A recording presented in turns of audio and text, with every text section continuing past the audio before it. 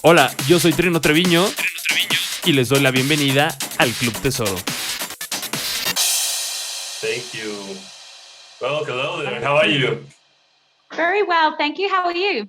All good. I'm in a bit bummed because I'm in Mexico City and the weather was great till half an hour ago, and I thought that I would go for a run, but right now I think it's gonna rain. So yeah, I don't think I'm gonna get my run for today. Any excuse not to run, huh? Exactly. That's the thing that's been happening during the pandemic. No, I mean, we all tell ourselves a lot of lies. Yeah. I hate running. It's something that I just hate, and I don't understand people that, I mean, good for them.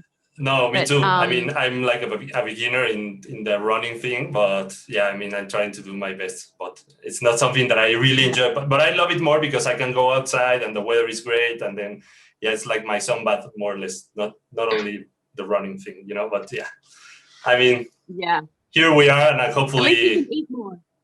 Sorry? That's the one thing I love about exercising is you can eat more, but that is literally the only thing I like about it. Yeah. I mean, let's hope that right now, for example, I don't know if you saw this on Instagram the other day, but I'm feeling proud because this is like the first time I have something in common with someone in Hollywood. But yesterday, Will Smith uploaded one of his photos with his body, and I feel the same right now during the pandemic. So that's the only thing I have in common with him. He's not in his best shape, I can assure you that, if you haven't seen him. But well, sorry, yeah. No, don't worry. No, nothing to worry about. Hello.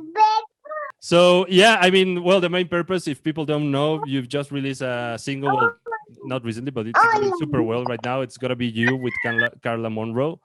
So yeah, how have you felt with this? I mean, you've been in the top of your game for more than 10 years now. So I mean, right now, releasing this track probably, yeah, you get used, no, to be in the top always. Well, you know, we don't know what works anymore. We wrote Pickle more than 2 years ago, and so it took a long time to come out. And you know, we love the video. It was a really good experiment. Gotta Be You, the one with Carla Monroe, has done really well on Spotify for us. Yeah. And so to answer your question, there's no really formula right now. Yeah. We're really happy if the music connects, you know, because we don't know what works or what don't. We just release music that we love. And, you know, we like to change it up. You know, we get bored of the same records, but we're really happy that Gotta Be You, the more housey kind of dance tunes, is doing so well. And as a result, we're working on more of that. So that's been a lot of fun to make house records again. Yeah. And the Pickle release with Paris Hilton and Tiny Temper, that was just good fun because we're friends with those guys. It was a crazy concept to make a song about a pickle and make a fun video with it. And yeah, we just loved it.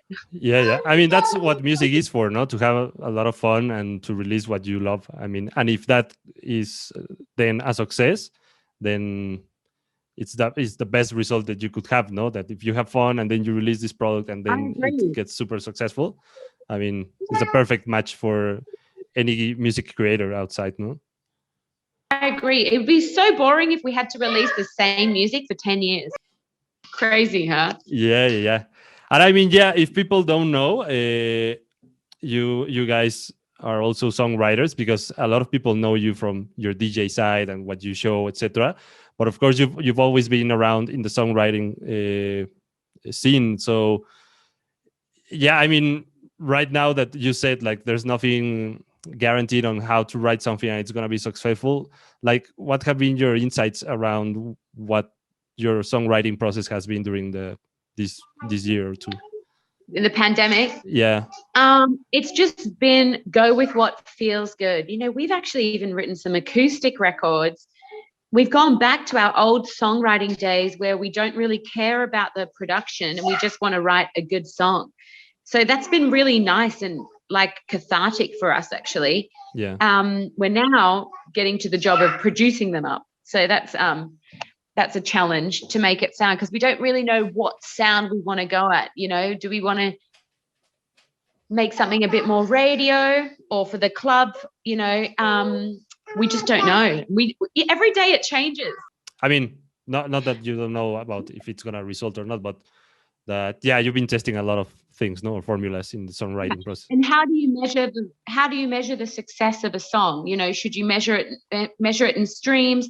Should you measure it in what works well on the dance floor? Because some records, or make more on streams. We had a record with Sofi, Tukker, Best Friend, and it had amazing. I can't even remember, but 25 million streams or something. But on the dance floor, no one really knew it. So it was really interesting.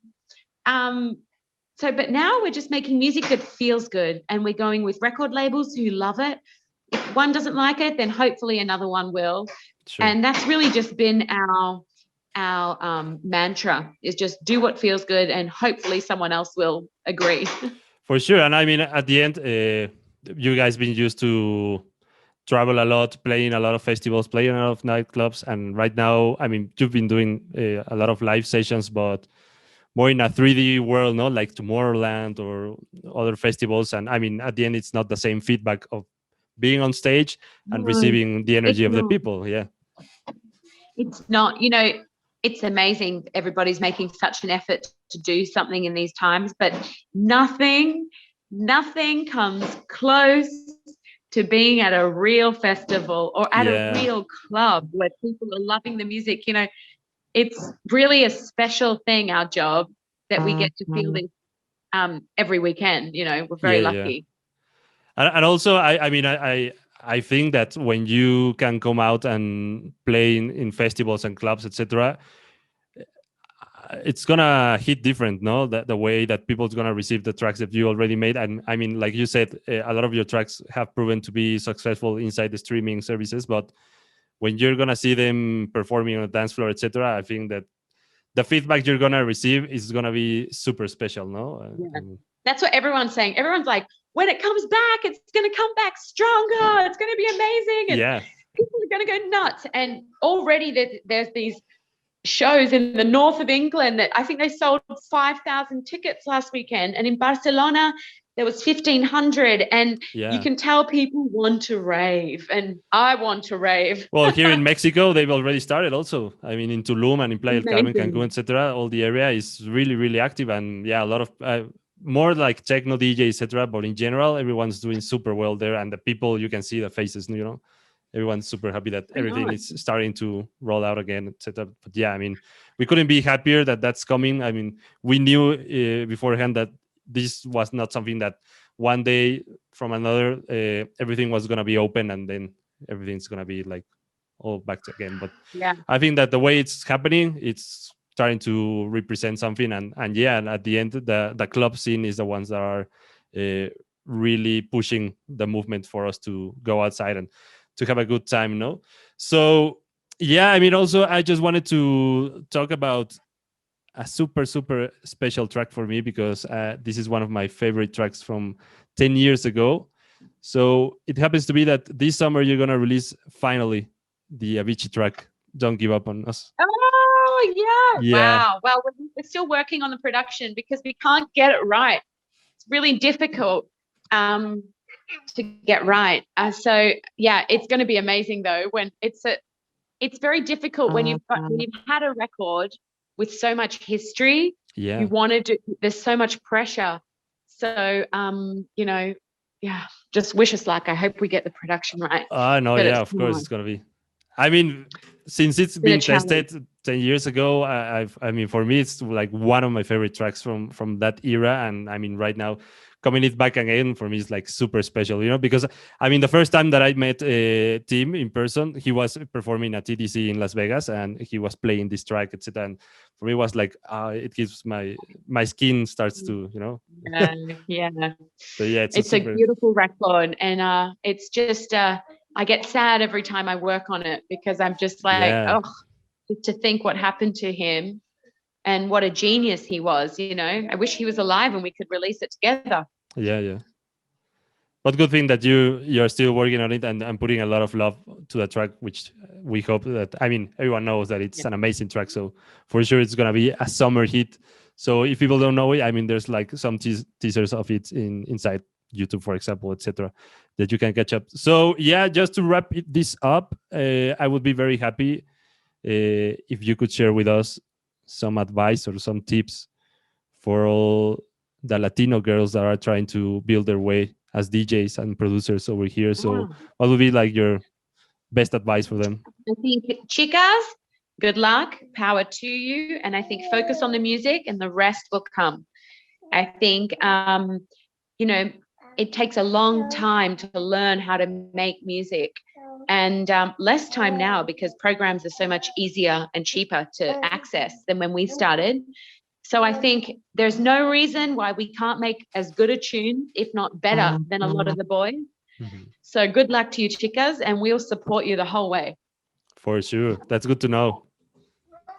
So, well, thank you very much for your time. I hope that you get a great summer, because hopefully we're going to be back on stage soon enough. And yeah, excited to see you guys also perform again and again. And over here in Mexico also. I mean, you know that we always welcome you with open arms, and we're more than excited to have you back over here. Well, I got to say, we love our Mexican family, our fans out there. There's even Ace loves them. Yeah, but I can hear it. There's something special about Mexico, and we can't wait to get back. And thank you, gracias to everybody who supported us for all these years, 10 years now. Yeah. I mean, you can say them like easily, but it's been a long story, no, for you. A long love affair. Yeah. That's great. Well, thank you very much, Liv. Gracias, amigo. For your time. No, thanks to Thank you. Esto es un episodio más de El Club Tesoro. Mi nombre es Trino Treviño y les agradezco una vez más a todos ustedes que nos escuchan en todas partes del mundo. Recuerden compartir el podcast si es que les gustó, para que se puedan suscribir más de sus amigos y podamos comentar mucho más sobre estos temas. Yo estoy en las redes sociales como @TrinoDJ, así me encuentran como TrinoDJ en Instagram, Twitter, Facebook, YouTube y SoundCloud. Así como también pueden visitar mi sitio web, que es www.trinodj.com, donde cada semana estoy subiendo artículos relacionados al mundo de la música, así como entrevistas y también los programas de radio, donde cada semana estreno mucha música. Una vez más, les agradezco. Espero puedan comentar este podcast con todos sus amigos y me dará mucho gusto saber de ustedes en las redes sociales. Nos escuchamos el siguiente episodio. Hasta pronto.